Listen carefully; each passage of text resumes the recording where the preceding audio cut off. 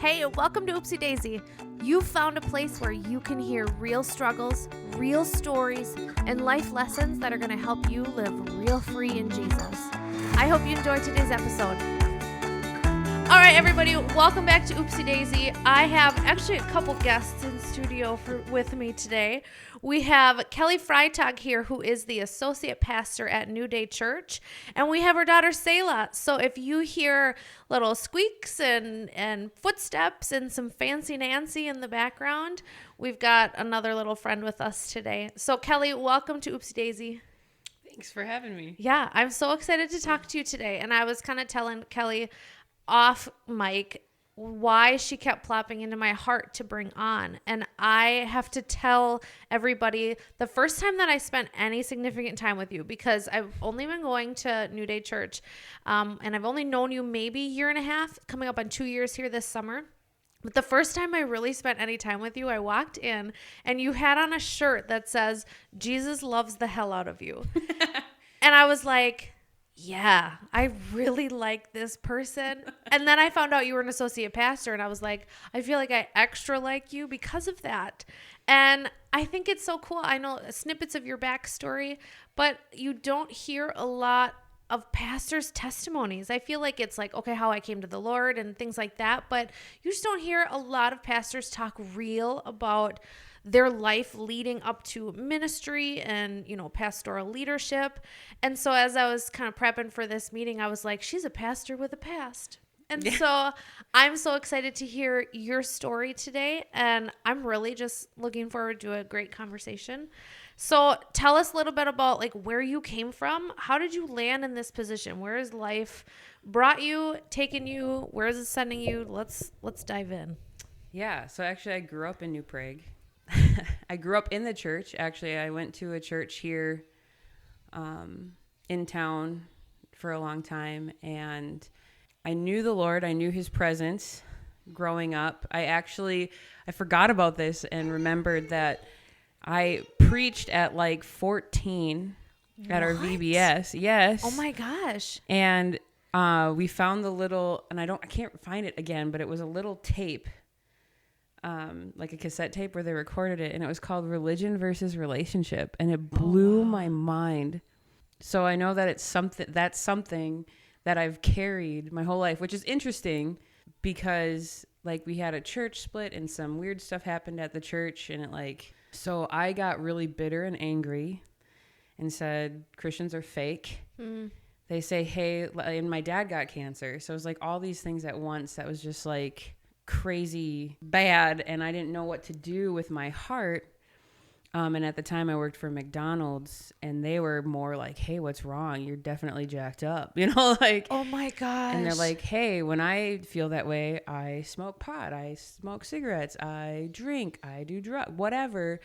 And they had a solution for me where I feel like the people at church didn't know what to do with me. And I mean, that could have just been my perception too. I don't want to rag on, but they just didn't know what to do with me because I'm an intense person. And especially being young, I was very good at hiding how I really felt. Anyway, so I ended up going down that path of drinking drugs, filling that place of trying to numb that pain. And I got put in some messed up situations that brought a lot of shame. Yeah. And so it was shame on shame on shame. And then I just figured God was mad at me because I knew better. Interesting. So if you never would have gone to church and you never would have had that experience and been raised that way, you probably could have happily smoked your weed and drank and just been whatever. Yeah. But you knew enough. You knew enough to feel guilty about it. Yeah. Yeah. I carried a ton of shame. And then that shame, Paul talks about, I do the things that I don't want to do. And it's that shame just brings that cycle of I do things I don't want to do. I do things I don't want to do. I do things I don't want to do because it'll relieve that ache for a minute. Being drunk or having sex with somebody relieves that ache and that need for God in a minute. But then you just go back to it and it's deeper and it hurts more because you just wounded yourself again. Wow. So that's kind of what I was doing over and over. And eventually I got to the point where I worked at McDonald's. And so I just threw myself into a career. I worked 60 hours a week, and that's where I found my worth. because I was good at it. Yeah. You know? Because you were like managing, right? I mean, Yeah. were you kind of a big deal? I was a general manager, and I'd won a bunch of awards. So I kind of threw myself into that for a while. I still did drugs. I lived with my boyfriend, drank on the weekends, but I was functioning. So it felt like success because I had, we just bought in a house, and I, kind of was independent. That was a big thing that was always like, I want to be independent. I don't want any help from anybody. And I felt like success because it felt like I had that. But I was messed up. How old were you at that point?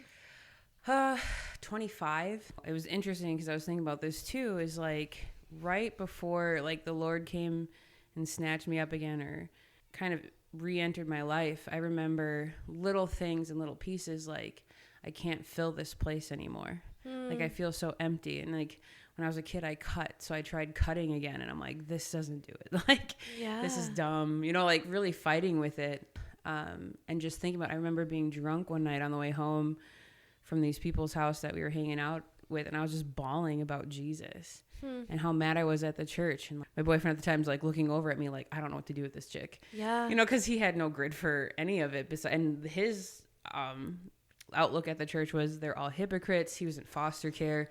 He had like a hyper religious family that he stayed with and totally ruined it for him. So he was just like, I don't know what to say to you. I don't know how to help you. You just, I don't, Yeah. Like, they're there, darling. Yeah, you're just drunk. Like, don't puke in the car. Yeah.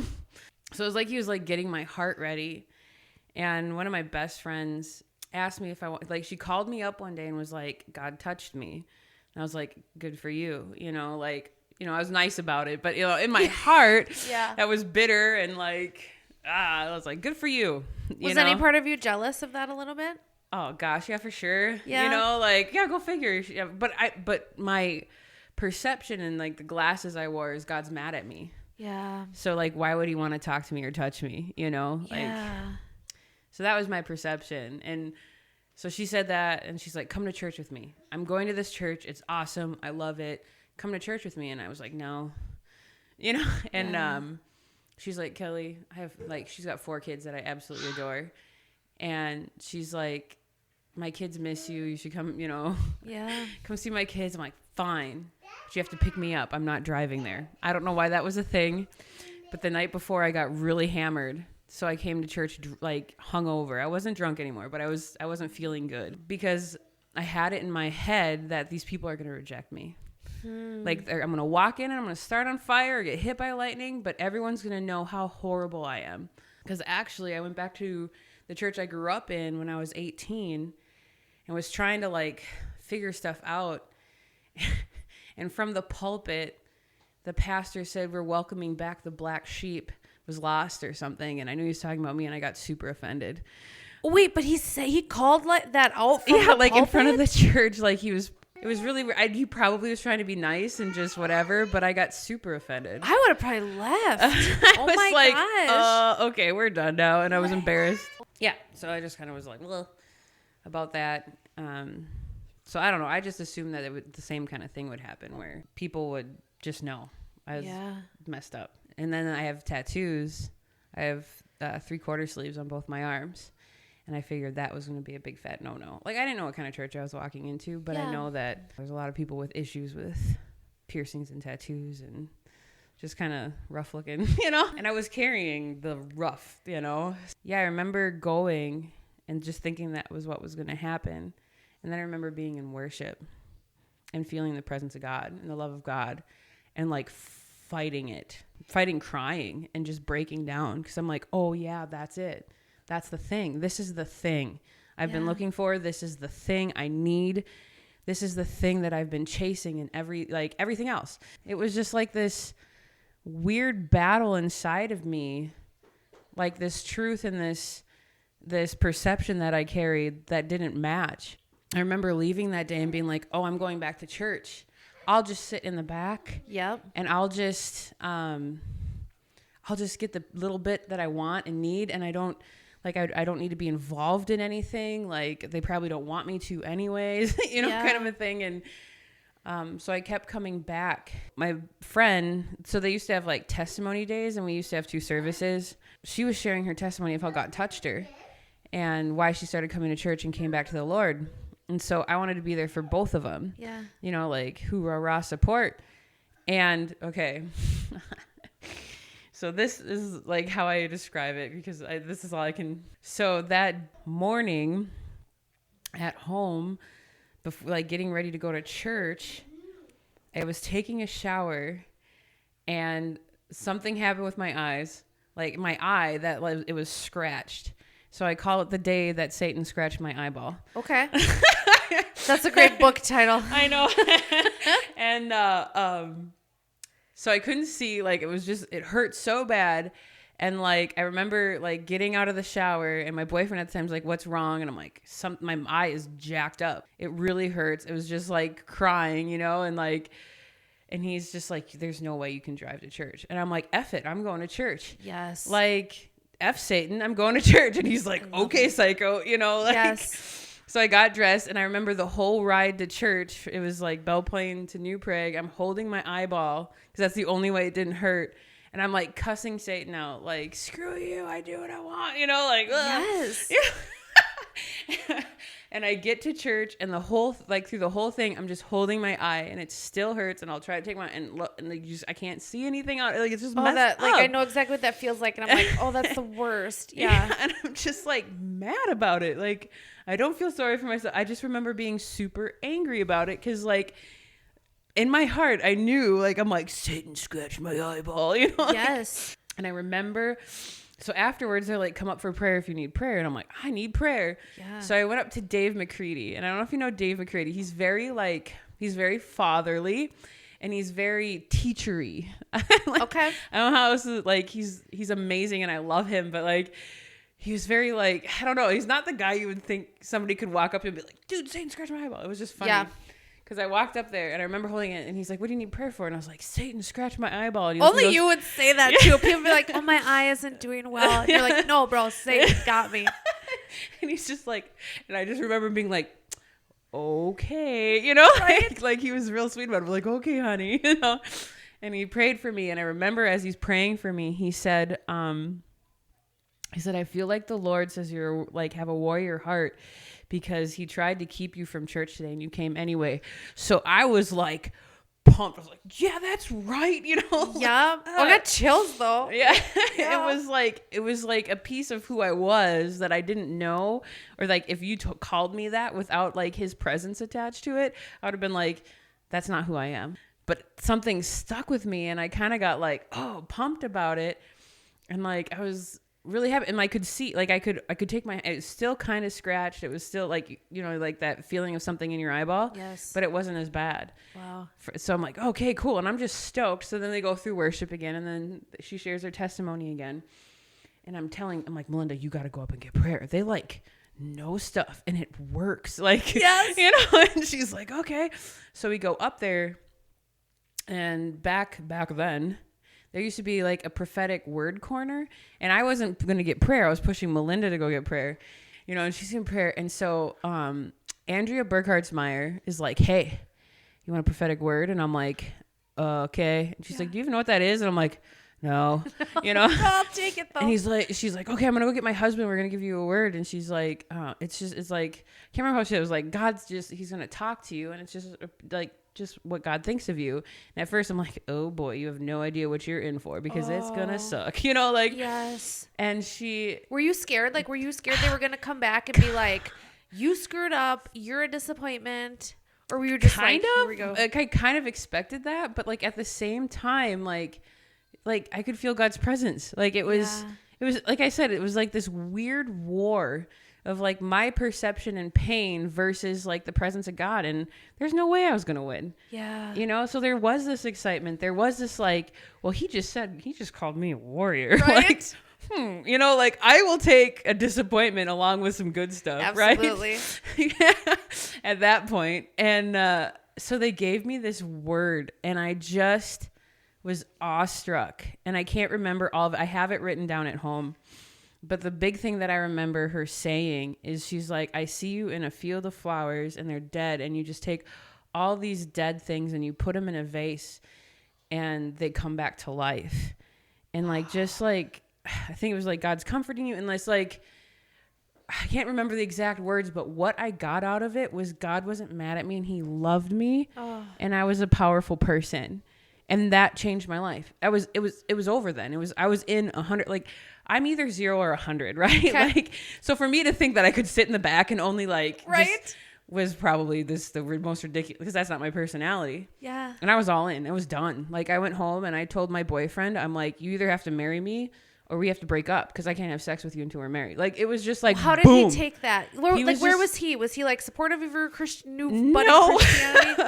No, I don't know. But he was a really good guy. Like he was super gentle, he was a good guy, you know, but like through his stuff that he'd been through, he never wanted to get married. He never wanted to have kids.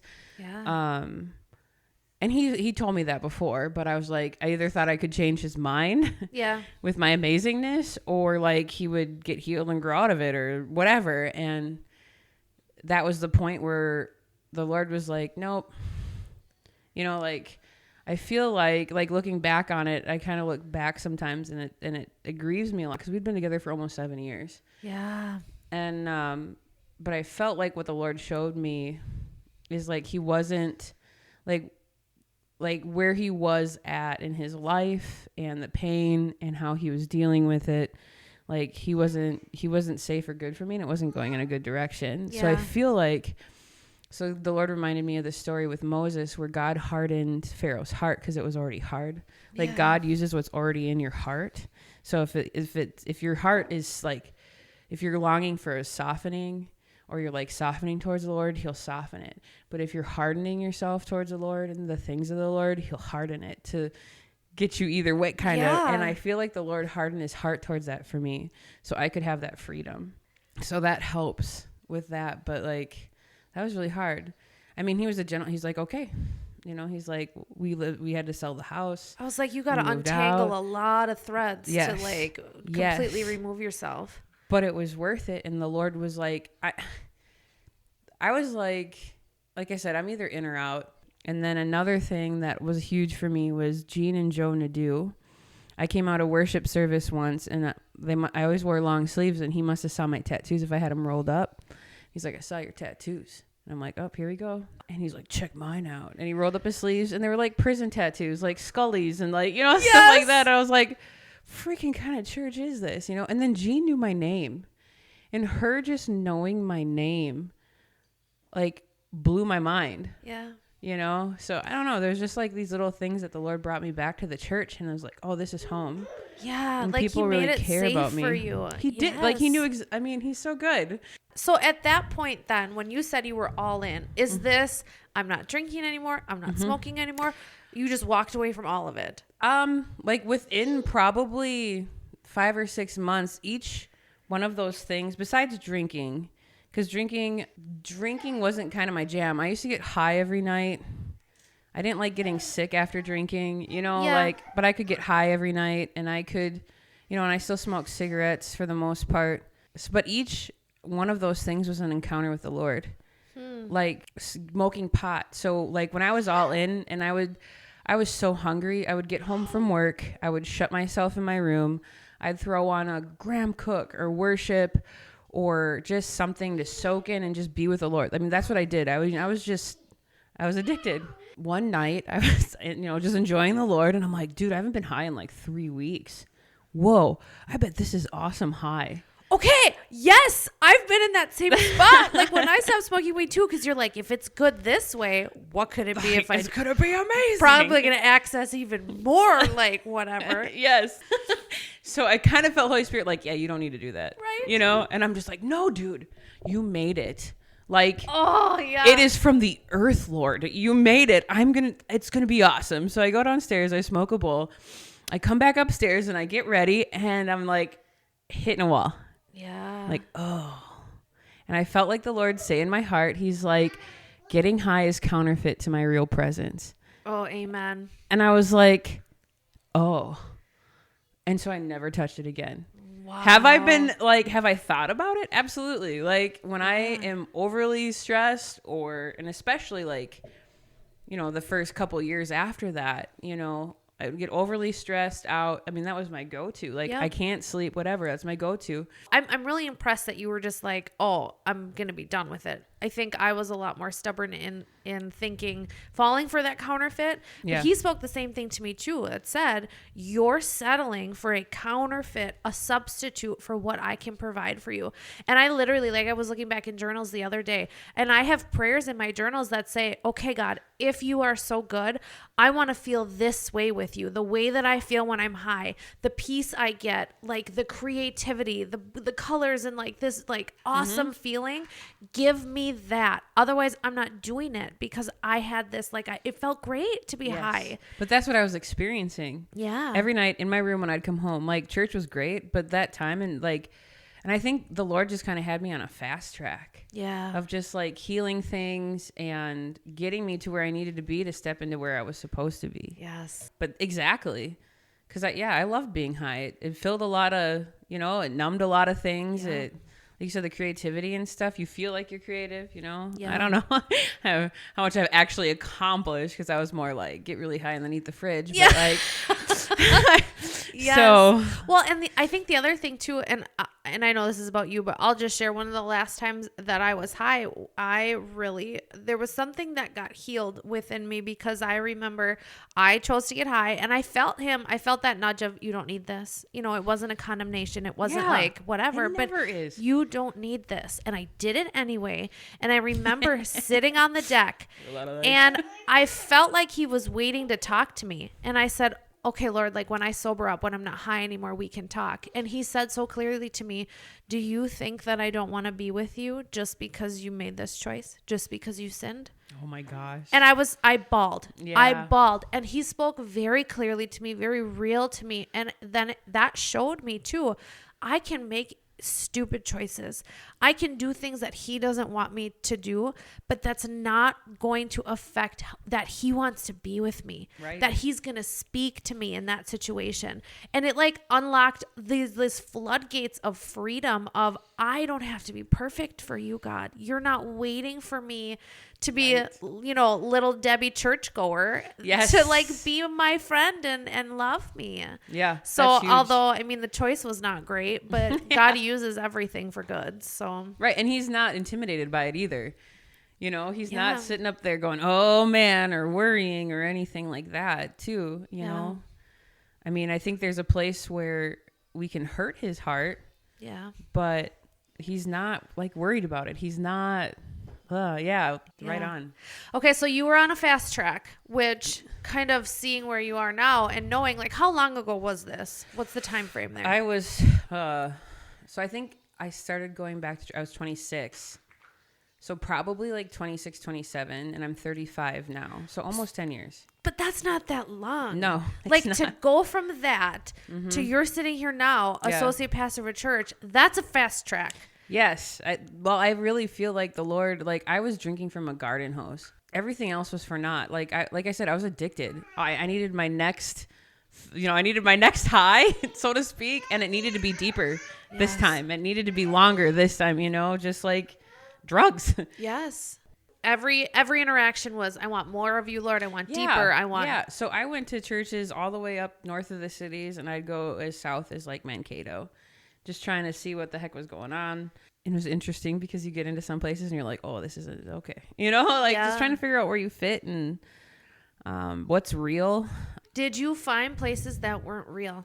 So it was interesting because the one that I remember the most, and I know the church has changed now, is there's one of the most influential speakers, especially in that time for me, was Luke Holter.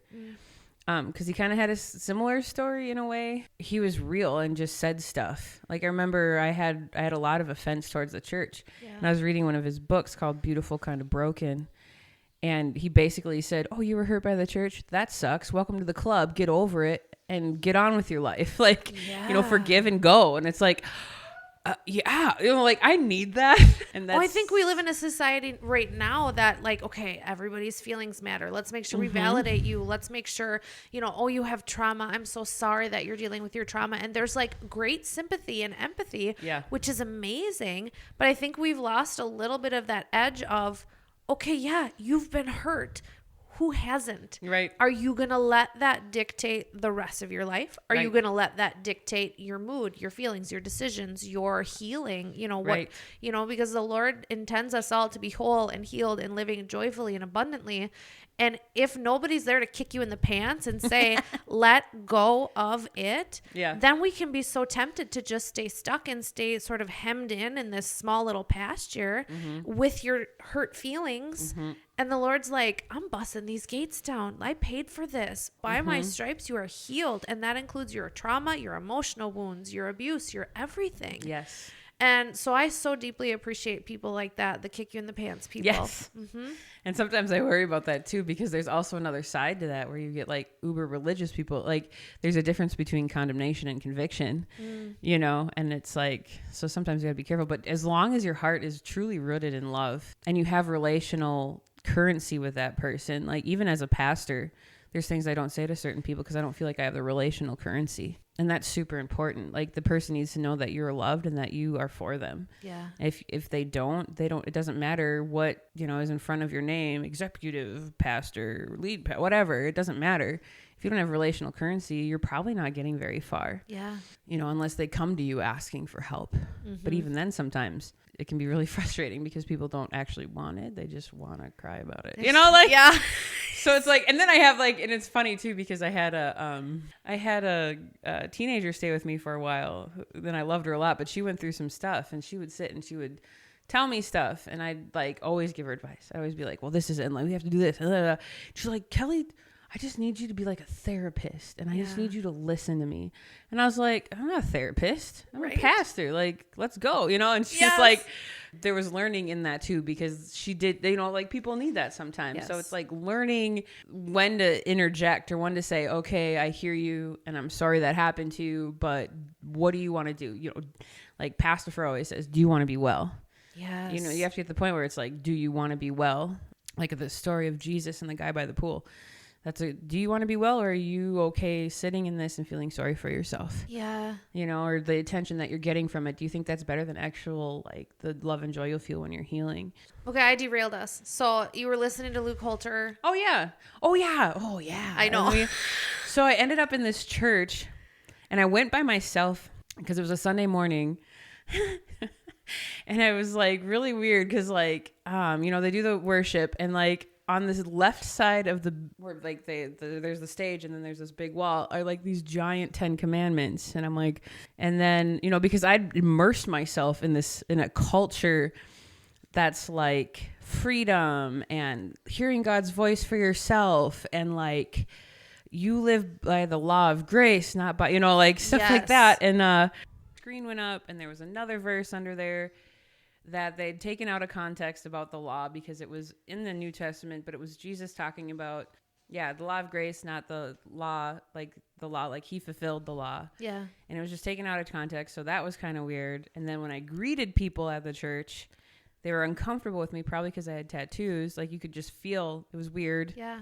And then Luke Holter came out in long sleeves covering his tattoos. And I was like, where was I? So it was kind of like that religious feel that, like, I didn't want to be part of. The Lord was like, you know, that's the places where he needs to be because he carries the opposite. And it's like, okay. Maybe you were in there to bust some things open. Well, true. Or even just like inside of me, like having, like healing those places where I've been part of that, but also like, I'm okay. Like, I don't need to be offended. I don't need to whatever, you know? So it's probably yes. Yeah. And then I'd go to different churches and places that were like, prophetic, but almost like a manipulative prophetic where people maybe over spiritualized and kind of got away from the Lord. Yeah. Like a lot of the times they would do and say the same kind of things and have the same kind of worship, the scarves and dancing and like things that I love and I know that are good.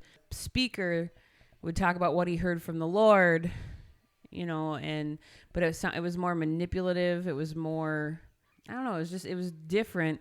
And I feel like it's one of those things where like, yes, we can swing really hard religious, the law, rules, but I think there's also a place where you can swing too far away from the Lord and you just get like over spiritual. Yep.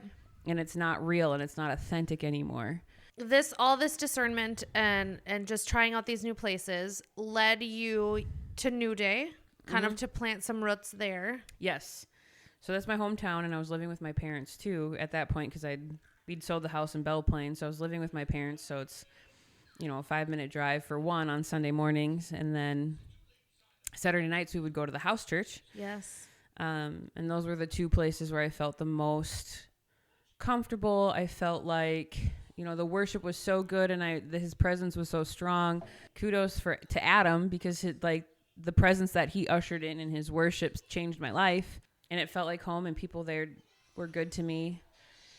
And they carried the prophecy, like you can hear God's voice for yourself. But they carried the love for the Lord, and they always pointed at him. Like, you need to hear God's voice for yourself. You need to know who you are, whose you are. And they carried that culture that was believed in miracles, believed in the power of God. Yes. Believed he could change your life. And I had that, and I knew that was true because it happened to me, you know? Like, that's the testimony that I carried.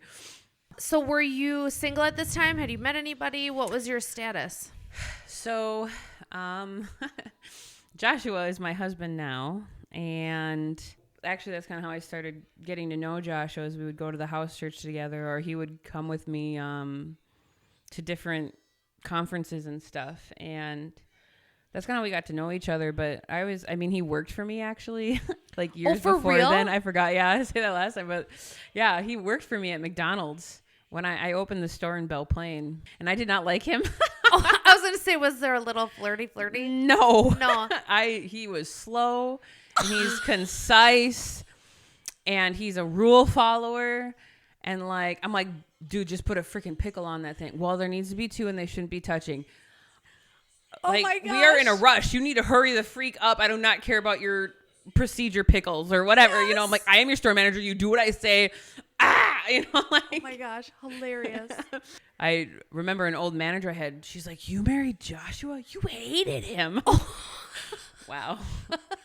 Anyways, so, I knew him, but we actually started hanging out, and I started actually getting to know him then.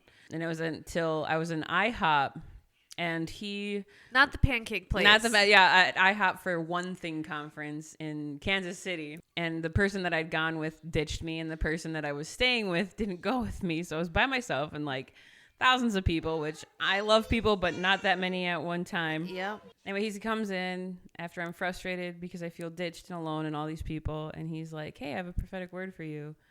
I saw Jesus with a giant teddy bear. It had red ribbons on its neck, wrists, and ankles, which I still don't know what that means. But he's like, and Jesus, it's for you. And he wants to give it to you. And he really loves you and sees you. And that totally softened my heart. He sat next to me. I put my head on his shoulder. And in my spirit, in my guts, I heard, I'm in love with Joshua Freitag. And I was like, what? Oh. No. Yeah, right. Okay, and I'm a doer. So I'm not going to just sit, and I just felt like the Lord was like, you need just wait and let it happen. And I'm like, I don't know how to do that.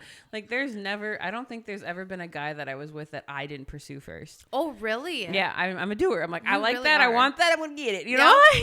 Make this happen. And the Lord was like, nope. Okay. And then a couple of weeks later, he actually asked me out on a date, which was hilarious because if you know my husband, he's the exact opposite of me in every way. So while I'm driving in the dark, he's in the passenger seat of my car, and we're on the way. He's my friend date. Yes. To a Christmas party. And he's like, I believe I can tell this to you now. And I'm like, what? And with something with Joshua, he will muster up something and it'll be little, right? And okay. You think it's going to be this big thing and you're like, really? Okay. You have to gear up for that. So he's mustering up and he's like, I think I can tell you this now. And I'm like, okay. He's like, Kelly, I like you. And I'm like, oh, Joshua, I like you too. And we're driving and there's this long pause and he goes, no, Kelly, I like you. And there's this long pause and I'm 6.5 years older than him. So and I've had a lot more life than him. Yes. So I'm like, what do I do with this? And I'm like, I like you too. And then there's another long awkward pause. And I'm like, okay, what do we do now? What do we do with this? And he's like, I don't know. I'll get back to you. Oh gosh. And then we walk into a party. Oh my gosh. It was like the New Day staff Christmas party. It was so awkward and weird. You know what? It turned out good because we're married. So okay, so you find your person. Yep. Who you didn't know was your person. Yep. Didn't necessarily want that person to be your person. Right. So God does a miracle there. Yes. Yes. So how do you take that from the life you're living and then all of a sudden you're becoming a pastor?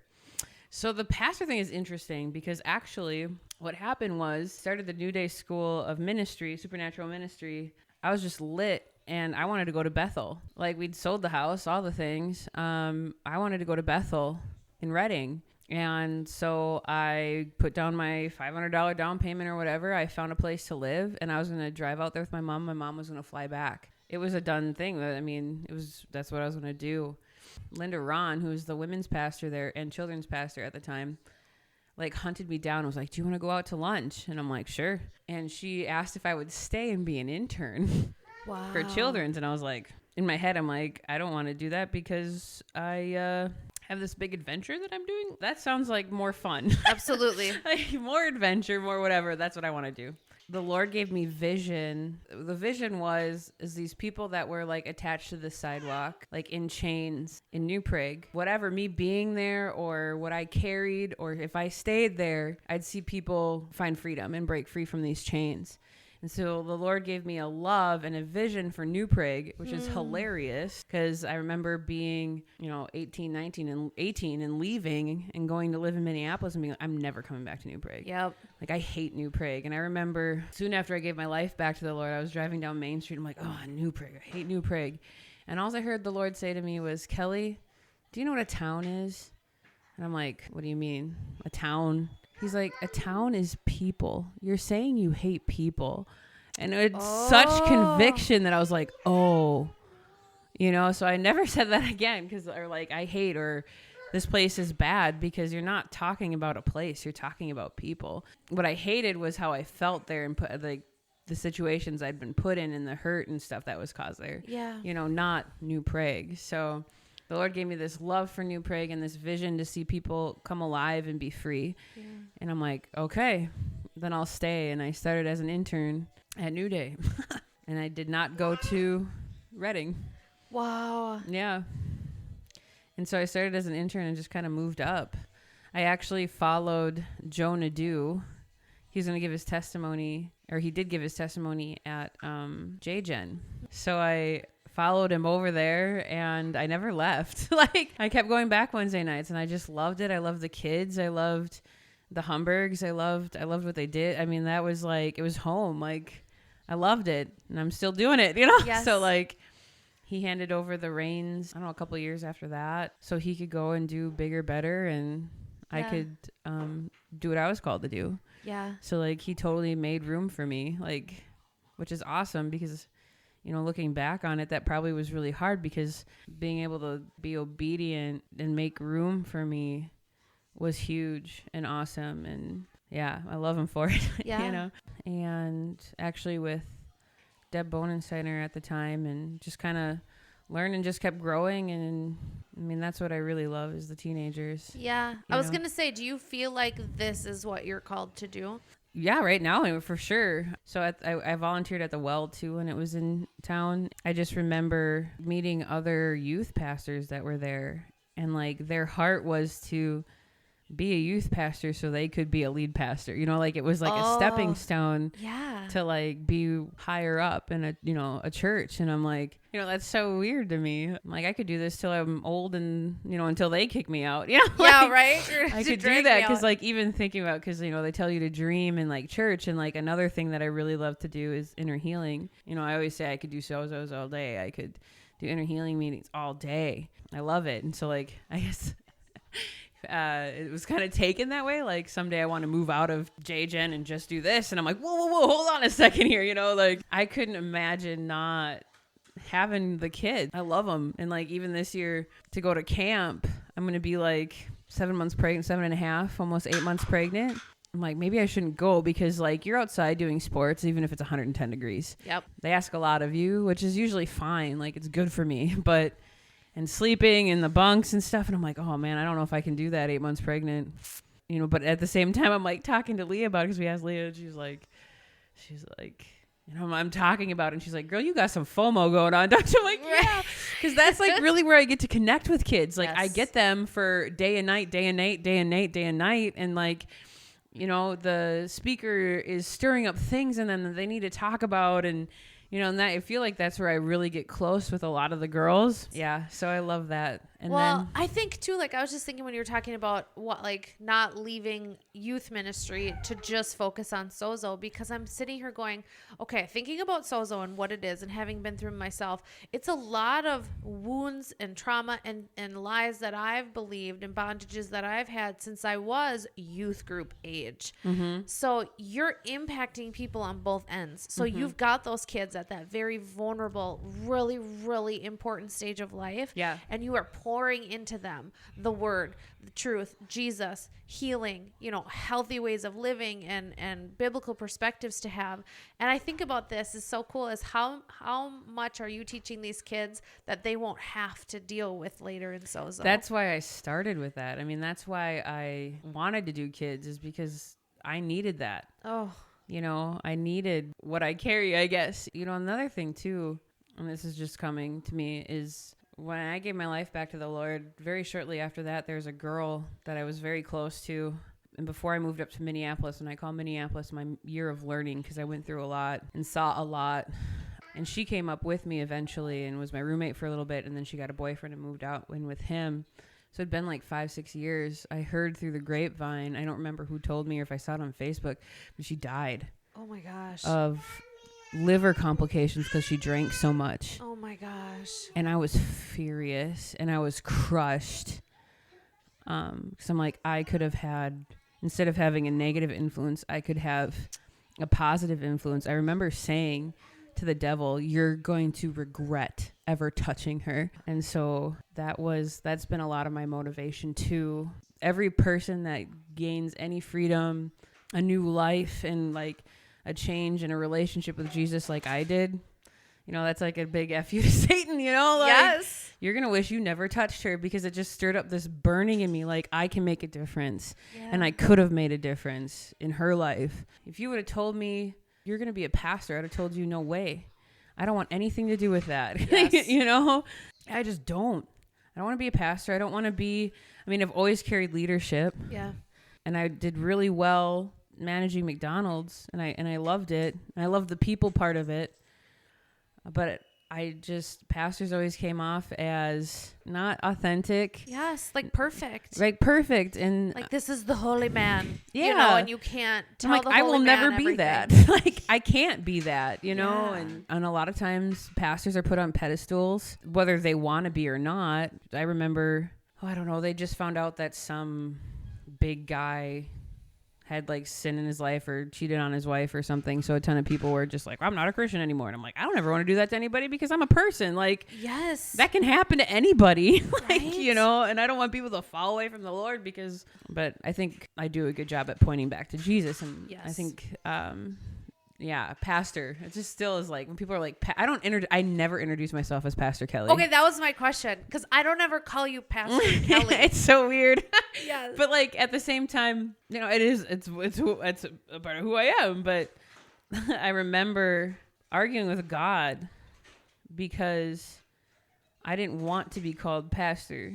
And he said, Kelly, I want you to help people think differently about what a pastor is. Oh my gosh. And I'm like, and you do. That's why, like I said at the beginning, that's part of why you kept coming up to me, was this is not what you think of when you think of a pastor. And so many of us need that so much. Well, pastors go through so much garbage. Like, even just watching people close to me and hearing and seeing and meeting people outside of New Day and even our culture. Like, we have such an amazing culture. Sometimes I forget how jacked up the church can be. Yeah, like, I mean, just saying, like, pastors go through heck and probably fall into sin and garbage because they're trying to maintain this thing that isn't real. And they were never intended to, you know? And then you get into the fivefold, into the Bible, because I think pastors actually only mentioned once in the Bible. And now pastors become this weird Americanized thing.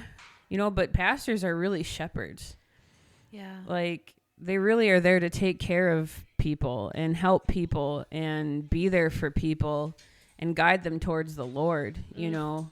And, you know, the fivefold is like apostles, prophets, teachers, pastors, and evangelists. And I think sometimes we get so wrapped up in pastor, we lose the beauty of what an apostle and a prophet are supposed to be for the church. And the evangelist is somebody you send money to so they can have big crusades, and that's not it at all, you know. Like, who we are is to equip the saints to do the work. That's what the Bible says. And so we're equipping people like to hear God's voice and to walk in their calling and destiny. That's literally our job, is to create an atmosphere for encounter for you. You know, and even when we teach, is to open up the Bible and understanding so you can see who God is and his character, get closer to him, understand his words, you know, so you can be equipped to go do the work. Like the Lord right now and has been changing the way that we think about church, you know, and it's cool to be part of, and it's cool to see. And, you know, like, God, what does my part look like that? I think, you know, the more that I find out who I am, and like, I call myself a pit, just a prophet in training. Oh, I love it. Because I feel like I'm more like, the more prophetic words that I get, and the more like I see myself in the role in the church, you know, like my heart is to hook people up with God's voice. Like that is the most important, one of the most important things to me. Yeah. Is that people would have that relationship, hear his voice for themselves, learn how to use it, hear your voice for other people. Because in my world, I love evangelizing, and like I was really good at evangelizing. Like when Revive and stuff would come, they were like, follow Kelly, she's so good. But it was just, I used prophecy for people, and I'd listen to what God was saying about people. And that's what evangelism is supposed to be. Yeah. You know, not a wad of tracts, not a, like, you're actually bringing an encounter to heaven to people, you know, and it's not this notch in your belt or an extra room in your mansion in heaven, you know. It's you being you and touching people's lives. And yeah, it can be in the grocery store. It can be at the doctor's office. It can be wherever. But the motivation isn't to go evangelize. The motivation is to live in partnership with the Lord and be obedient when he asks you to do something. Wow. Or talk to someone because you have compassion. The Lord gives you compassion towards people, and that's what moves you. Just like Jesus. Jesus was moved with compassion to do miracles, you know, not to prove anything or be anything, but he was compassionate for the person that was hurting or in pain. I think that's so needed now because we're so focused on labels. You know, there's so many people that covet that title because it helps them have an identity. I am a pastor. I am a teacher. I am a prophet. I am a this. But the reality is we all carry pieces of that. The Lord's gifted us with that, with his spirit. And like you just said, it hit me so hard. Like, I just have to be me. You just have to be you. Yes. Because we're all called to a different piece of it. A question I love to ask everybody is, where are you headed in the next 3 to 5 years? Is there a vision that the Lord has given you, a hope that you have, or are you really just going, okay, Lord, I'm going to step where you step? I'm honestly super excited about being a mom. Absolutely. You know, I've got Sayla, who's almost 2. I'm pregnant with one on the way. I'm due in July. And like, I'm so excited about being a mom. And I feel like I've learned so much being a mom. It's made me a better pastor, prophet, whatever, you know, it's made me better and closer to him and understanding him, just being a mom. And so like, honestly, the things that I've kind of been dreaming about, like usually it used to be ministry and all ministry, but like I'm dreaming about taking my kids camping, and I'm dreaming about, you know, things like that, and helping other moms. Cause I mean, I had this crazy labor and I had no idea that how badly I needed people afterwards, and being there the best way that I can for them, or acknowledging, hey, you might go through some stuff, but we're here. And I don't know, it's just, being a mom has been awesome, and like more kids to come. So those are the kind of things I dream about as far as like vision for New Day. Like I am super like, come on, let's go, hurry up, da, da, da. And I feel like New Day's changed so much. Like even the people that come, You know, and the Lord's like, the word that I got for 2025 was slow down to fall in love. And I'm like, okay, what does that mean with you, God? And yep, that was with God and with myself and with others. And that's kind of what I've been preaching on. What's the biggest thing? Like if you were going to say to somebody, if you were going to take one thing, take this, that can free you, that can help you, that can heal you, what would you say to somebody? Be quick to forgive. That's not what I thought you were going to say. Yeah.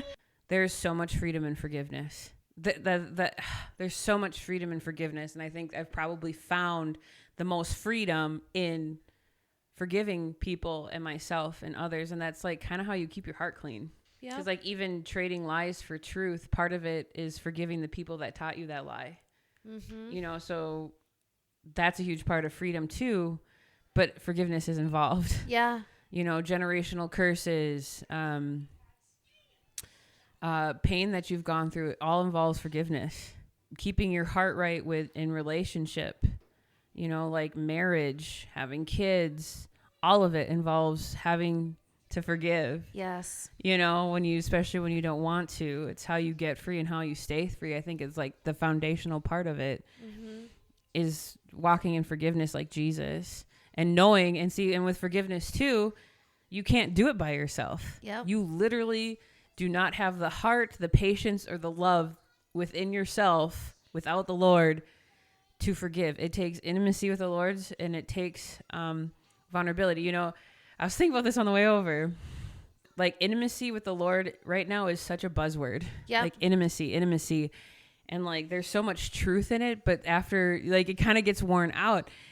And one day I was like, okay, Lord, like I'm having like I don't feel like I'm intimate with you. I don't feel like, because intimate's a big word. Like, yes. You know, I know it's been like washed out kind of, but like intimacy is like you and your husband having sex. That's intimate.